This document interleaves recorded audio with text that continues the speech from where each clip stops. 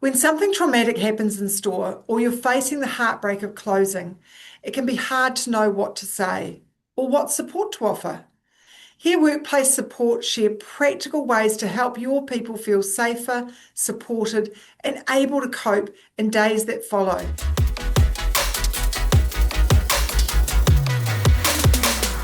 Kia ora, I'm Carolyn Young, Chief Executive of Retail NZ, and today I'm joined by Sarah Wood, who's the wellbeing supporter with our partner Workplace Support.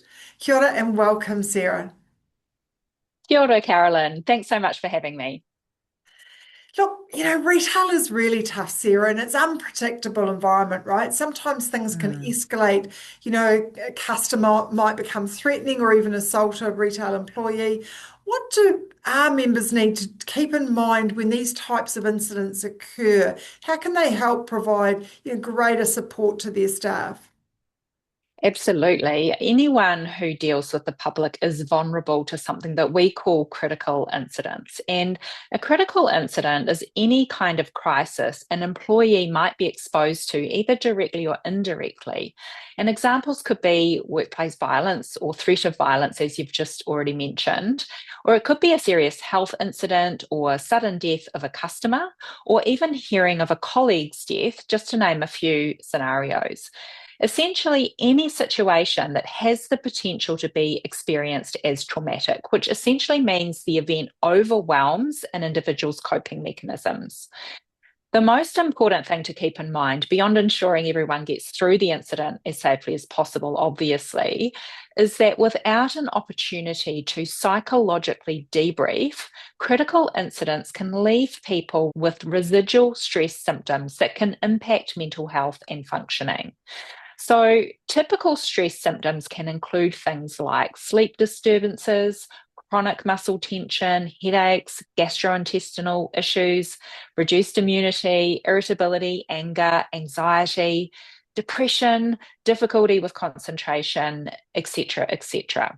When you think about those critical incidences, everyone responds and copes in different ways, right? And so when we Mm. think about something that's occurred, as a business owner or a manager, how quickly should you think about providing support and accessing support for your team?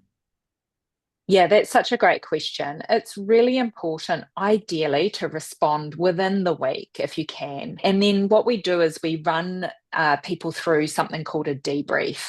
And it's generally 1 to 3 hours. It's a small group discussion led by at least two SEMA trained facilitators. And SEMA just means Crisis Intervention and Management Australasia. People have been trained to lead this process because if it's not handled well, it can actually make things worse. So you want to make sure it's run in the right way. And it's designed to provide a safe, no pressure environment for those who want to share how they experienced the incident, including what their involvement was and what they've noticed about themselves, thoughts, feelings, or behaviours that might be different to how they were before the incident.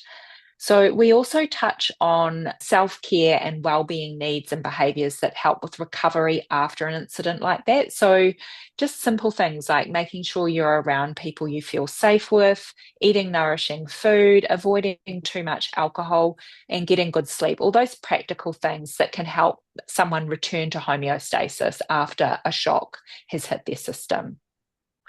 And look, we know it's really important to access those things quite quickly. So once again, I'd recommend that you contact Yev on the advice line. She can work you through and connect you in with workplace support so that you're connected with the right people to really understand more about what's happened in store so they can wrap the right support around you.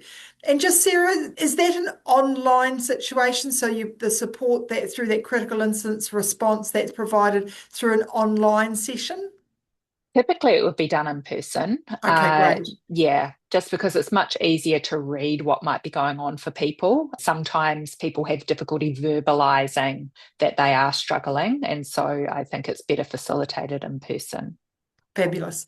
And look, one of the other trends we're seeing, unfortunately, is businesses where they've had to do a number of restructures and or close their business due to the trading environment.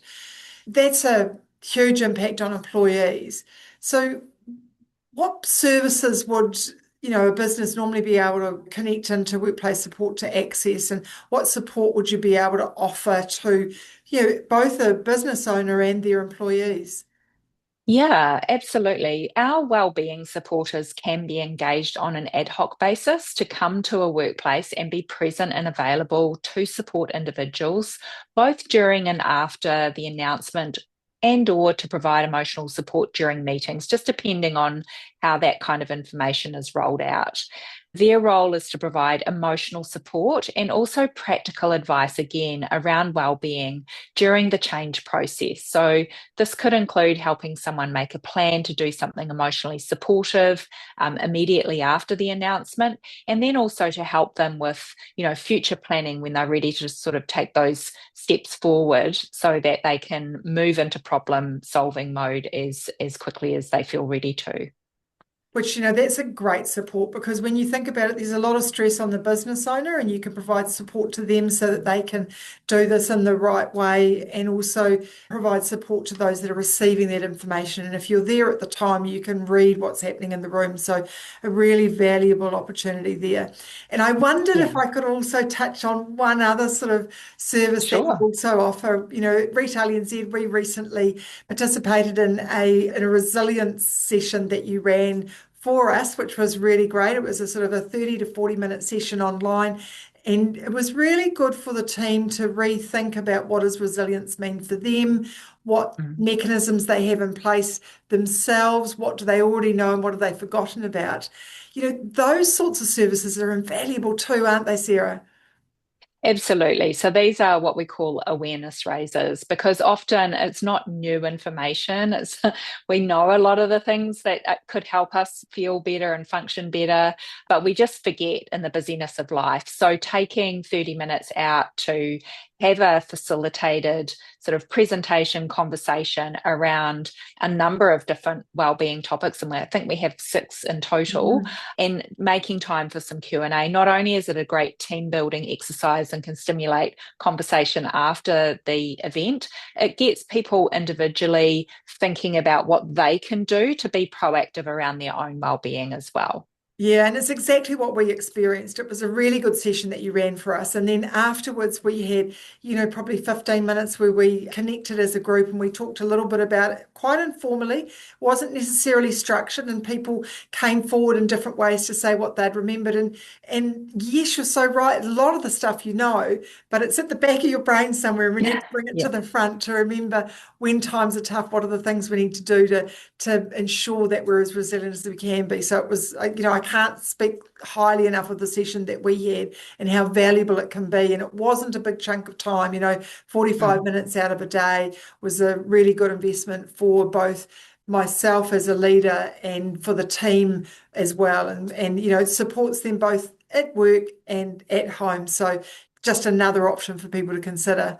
But look, thank you so much for joining us today, Sarah. It's been such a pleasure to speak to you and hear how workplace support can help retailers and their staff. Thank you. It's been such a great pleasure, and I'm happy to help anytime.